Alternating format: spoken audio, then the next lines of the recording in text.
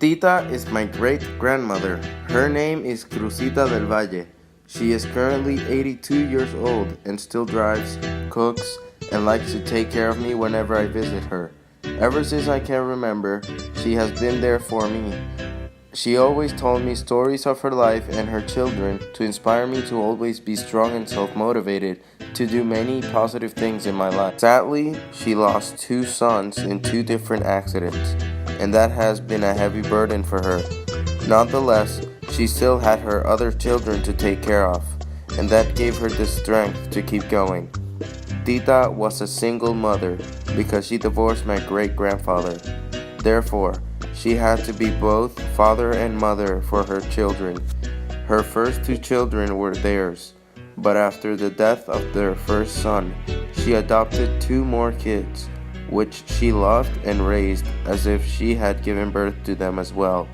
Tita decided to adopt these 2 children to be able to focus in all the love she had to give, instead of the pain she felt for the loss of her first son, who died in a motorcycle accident when he was 16 years old.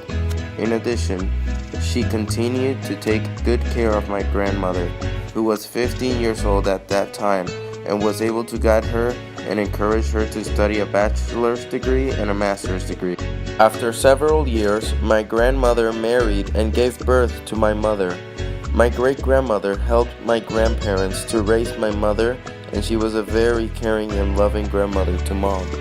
She used to spend many hours a week with her, reading, singing, and playing. 20 years later, my grandmother gave birth to my aunt, who was born by surprise when no one thought that my grandparents would have another child, but that's another story. My great-grandmother retired to take care of my mother's little sister. 4 years later, I was born. By this time, she was 65 years old and wanted to take care of me too.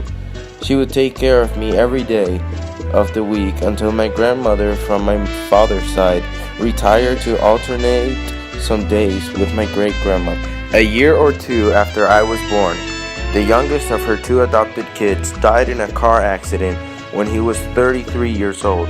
My great-grandmother thought she was going to go crazy. She thought, how could this happen to me twice? However, she decided to focus on my aunt and I, and devoted her life to teaching us many things, and helped to raise us with all her love and dedication. 5 years later, my sister was born, and she also took care of her. So she was 70 years old and was taking care of a preteen girl, a 5-year-old boy, and a newborn baby girl. Still, she was so organized and patient that she was able to handle everything with excellent results. She did this to help my parents and my grandparents from my mother's side, who were still working in their full-time jobs. She always told us that she loved taking care of us, and always told us stories. She used to pick us from school, supervise us while we were doing our homework, and took us to our tutoring sessions. Also, she enjoyed playing a lot of board game with us, like dominoes and Spanish cards, and took us to the park whenever she could. On 2016, my aunt went to college in Boston. My dad got a job in Georgia, so we all moved from our island, and my great-grandmother was left with no kids to take care of. This has been a very difficult change for her and for us, since we were used to spending a lot of time with her.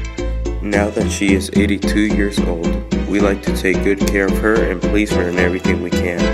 She always says that the best gift we can give her is to be good human beings and to study hard to have a better future. So that is what we do. Definitely, my whole family and I are very blessed to have someone as good-hearted and determined as her to set an example in our life.